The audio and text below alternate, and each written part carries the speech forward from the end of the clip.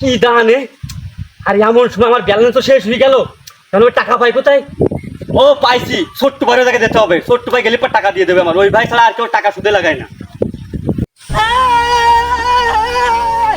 ভাই ভাই ভাই ভাই আমার পাশান ভাই, আমার বাড়ি বিশাল বিপদ ভাই, আমার 1,000 টাকা না দিলে হবে না। ছোট্ট ভাই আমার 1,000 টাকা লাগবে ভাই।